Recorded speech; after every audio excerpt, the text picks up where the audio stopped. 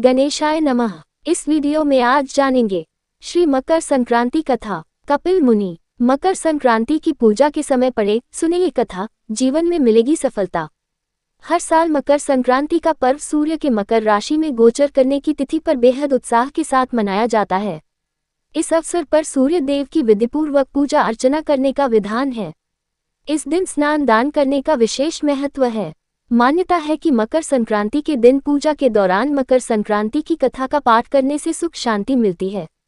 मकर संक्रांति के दिन स्नान और दान करने का विशेष महत्व है। इस दिन पूजा के समय मकर संक्रांति की कथा पढ़ना सुनना शुभ होता है। इस बार मकर संक्रांति 14 जनवरी को मनाई जाएगी। हर साल मकर संक्रांति का पर्व सूर्य के मकर राशि में गोचर करने की तिथि पर बेहद उत्साह के साथ मनाया जाता है।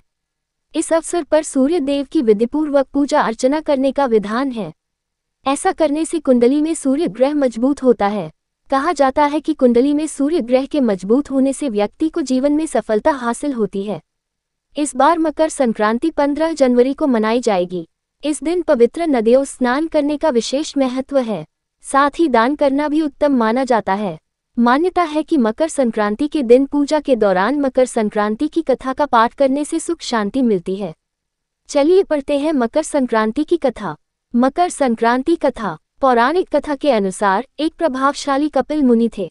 उन पर राजा सगर के पुत्रों ने देव इंद्र का घोड़ा चोरी करने का झूठा आरोप लगाया था, जिससे क्रोधित होकर कपिल मुनि ने राजा सगर के 60,000 पुत्रों को भस्म करने का श्राप दिया।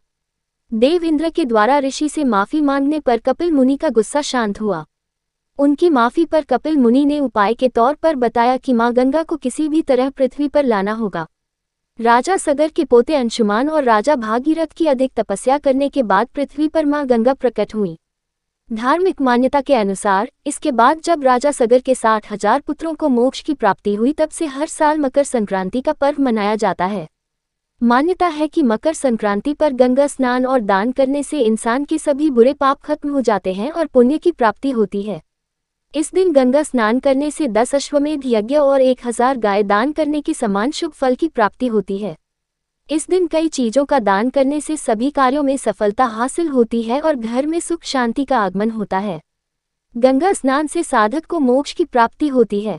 मकर संक्रांति के दिन सूर्योदय से पहले स्नान करना उत्तम माना जाता है।